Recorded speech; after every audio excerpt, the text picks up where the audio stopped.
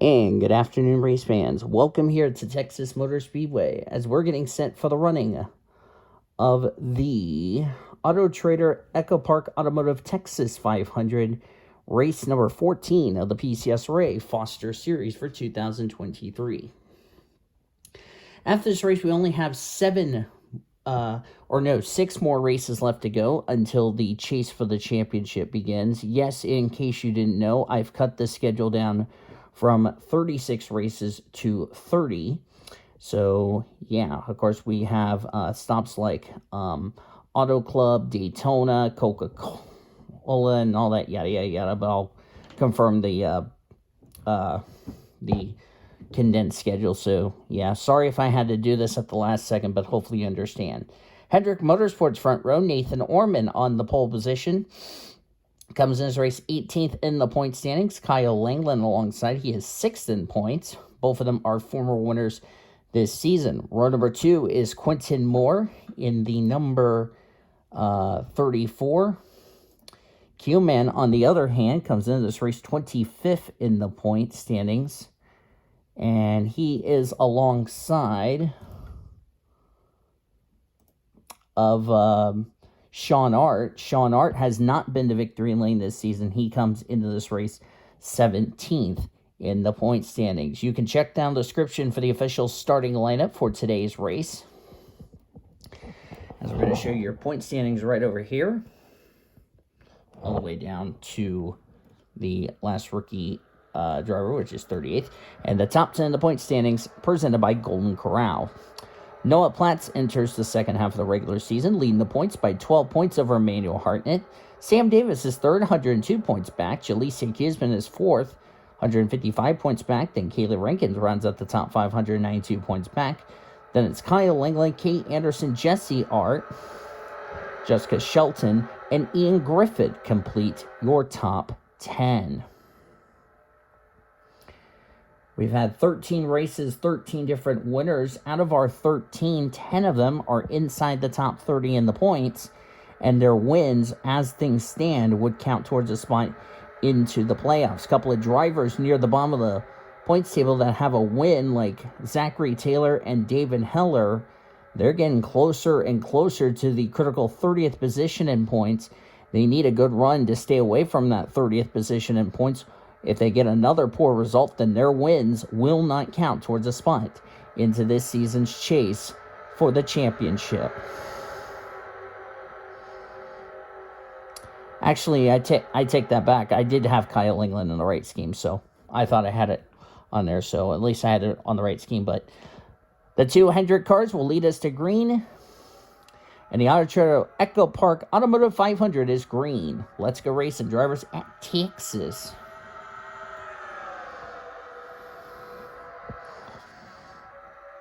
Quentin Moore peeking up to the inside of Nathan Orman.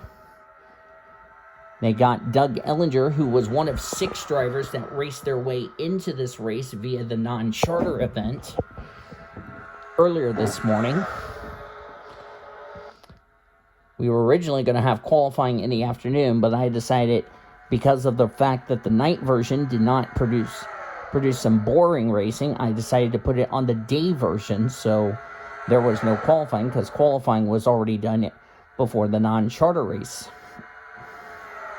Or no, qualifying was done yesterday. Or no, after the non-charter race, but it wasn't televised. Quentin Moore trying to get Front Row Motorsports their first win of the season in the Love's Travel Stops 34. Q-Man is 25th in the point standings. It's been a very disappointing season for the Tennessee driver. Would love to get his first win of the season and make it 14 races, 14 different winners. The driver we need to keep an eye on is Shane Lake, who comes into this race 34th in the point standings. He needs a miracle. He's only a total of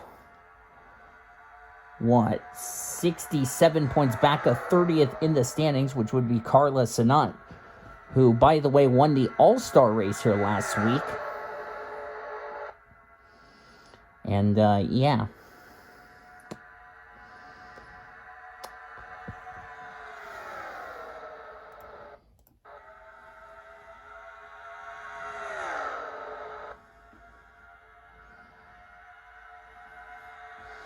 Jalecia Kisman. Actually, I was corrected by the PCSRA officials. Jalecia Kisman did get her car repaired, so she did not go to a backup car after she was involved in an incident last week in the All-Star race here at Texas. So she ended up qualifying where she started, so that team ended up repairing the car rather than going to a backup car. So Doug Ellinger trying to get his first career win. Even if he goes to victory lane, it's not going to be enough for him to make the top 30 in points. It's going to be good morale for him if he ends up getting a full-time ride for next season.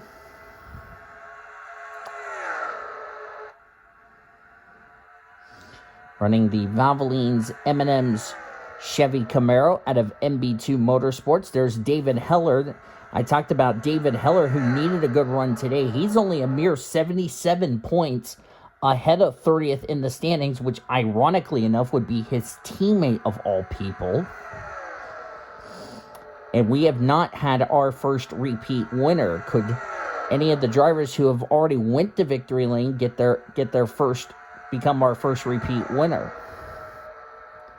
David needs a good run to stay away from 30th in the standings, or his win at Springfield will not count towards a spot into the playoffs.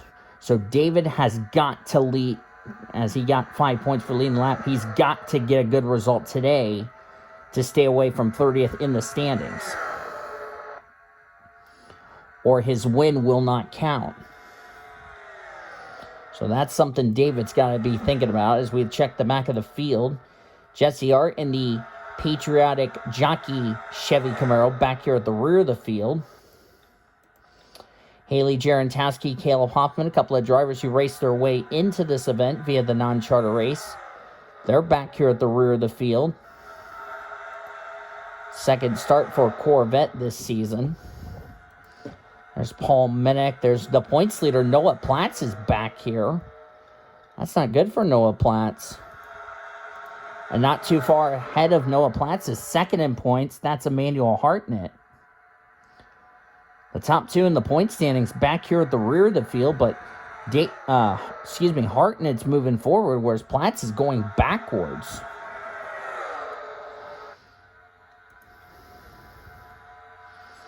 Have to keep an eye on those drivers. Meanwhile, David Heller continues to lead. This is what David Heller needs, after he's had a very struggling start to the season. Well, ever since he got that win at Springfield, the dirt track at Springfield in Illinois, not Springfield, Missouri. He just came from Springfield, Missouri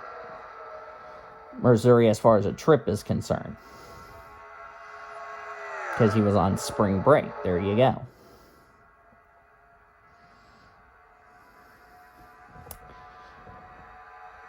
Here comes Jackie Tang, our winner from Richmond a couple of weeks ago. These drivers' last points event was back at Rio. Jalecia Kisman's fifth. That's, by the way, fourth in points. The guy that was trying to run down Hartnett and Platts is 20th. That would be, as I hit the wrong camera angle. I apologize for that. I was trying to get to TV1. I accidentally put it on TV2. Do apologize for that. Sam Davis is 18th. He's third in points. And I talked about Jalecia Kisman. She comes in this race fourth in the point standings. She's ahead of drivers like Platt, Hartnett, and Davis. So the top three in the point standings, who came in running very well, are going to definitely take a big hit. As caution is out, I see the car slowing down. Oh, massive crash! That would be why. Platts is involved. Jesse Art's in it. Trevor Good, who just raced his way in. Zachary Taylor. That could be Taylor out of the top 30 in points. Jared Underhill is damaged. Nick Voiles has got a piece of it. So does Paul Minnick. And the yellow is out. Don't know if Jesse's got a lot of damage on her car. Trevor Good's involved, but that's the big one right there. Zachary Taylor. He could not afford a bad finish. He's about to put his win from New Hampshire in danger of not counting towards a spot in the playoffs. Ian Griffith got, oh my word, holy jelly beans of goodness gracious. What in the world happened here? Let's take a look at the replay. Looks like Taylor was rubbing on Ian Griffith and nowhere for Trevor Good to go. And look at that. Just launched the 47 and the 18 in the wall. I don't know who launched the 18. Sam Davis, third in points, got collected. There's Remy Crampton in the wall. Look at the flip Taylor and Griffith took. Good grief. Wonder if second in points got through that. That was Hartnett. I think he did get through. There's the one. The point slater did get a piece of it, so that's not good for Noah Platts. That's actually good for Jalecia Kuzman, who's trying to run down all three of them in the points, and that's what happens when you have a poor qualifying effort. This is the result. And I wonder if Senor... Let's take an onboard, by the way, of Senor Sean. And, well, Senor Sean was ahead of that. Okay, so we don't need to take an onboard. Let's take an onboard of Zachary Taylor. Yep, 3 wide was not going to work. Dennis Walker got a piece of it. Oh, Doug Ellinger just hit the Hershey's Toyota. I don't know if Nathan Orman got a piece of it or not. Platts has gotten damaged. And I can't tell if Ormy got involved. Ormy's got a little hood buckle on his Liberty University machine. So Cody Smart, our leaders, we're at the halfway mark of today's race. Saw Bradley Ream was involved. So we had a huge wreck. And unlike our All-Star race last week, it left a number of drivers involved, and this is going to have really big consequences in the points. Cody Smart, the leader. Jalecia Kuzman, second. Jackie Tang, third. Jessica Shelton, fourth. CJ Bracken, fifth. David Heller, sixth. Sean Art, seventh. Heather Gallant, eighth. Bevo Rogers raced his way into this race via the non-charter. So did Dennis Walker. They complete the top 10, but I don't know how badly they're cars are torn up. Drivers out after that. Bradley Ream's out of the race. Bradley Ream's going to be in a must-win situation because even if he gets a win, he's not going to make the top 30 in points. Trevor Good's out. That's a tough break for Trevor. He did a great job racing his way in, but unfortunately, he's going to be out of the race. That's disappointment for him. Ian Griffith's out. He was 10th in points. That's going to be a big hit for him. And that's good news for Cody Smart because he's trying to get one of those 16 playoff spots. And with him leading the race, that's going to do him good. Zachary Taylor's out. That will kiss Zachary Taylor's chances of staying in the top 30 in points goodbye. And Tori Gossett, who's had a rough season, 29th in points. So she's definitely going to take a hit in the standings. Where is Shane Lake? He's running 15th, so this is a well-needed run for Shane Lake as Cody Smart is back in the lead. Platts, Hartnett, Davis, Sam Davis, Langland, Jesse Art, Tang, Bracken, Orman, Taylor, and Heller came into this race in the 10 spots into this season's chase for the championship as far as wins. Kuzman, Rankin, Anderson, Kate Anderson that is, Shelton, Griffin, and Smart came into this race, the drivers that would get in on points. And this is good news for drivers like Cody McGorvick, William Davis, Sean Art and company that have not been to victory lane.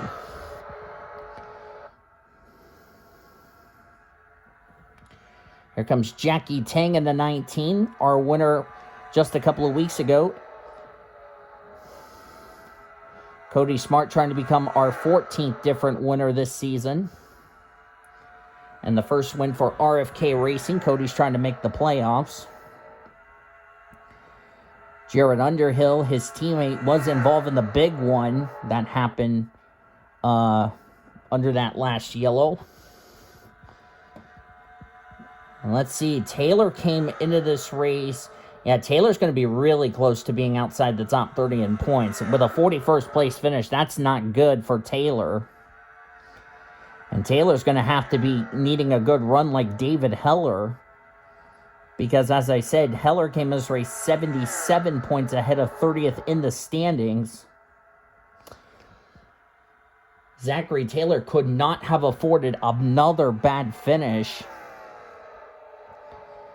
And Zachary Taylor better be careful, because if he falls outside the top 30 in points, his win from New Hampshire will not count towards a spot into the playoffs. And that's why I've told Taylor and Heller on Messenger, you guys need to start getting good runs, or else your win will not count for the playoffs.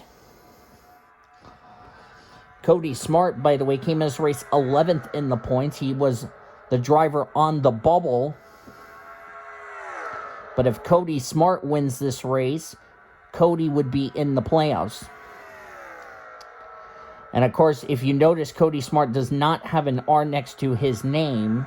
The fact that he took part in more than 7 Foster Series races, which was back in 2016 when it was a mix of the Monster Energy Series drivers, he is no longer eligible for Rookie of the Year, but he's doing a very good job, as he's going to have to get around the 136 of Doug Ellinger. That's a shame for Doug, who raced his way in. But he's got to be careful, because Jessica Shelton is all over the back of the Pala Casino Ford Mustang out of RFK Racing.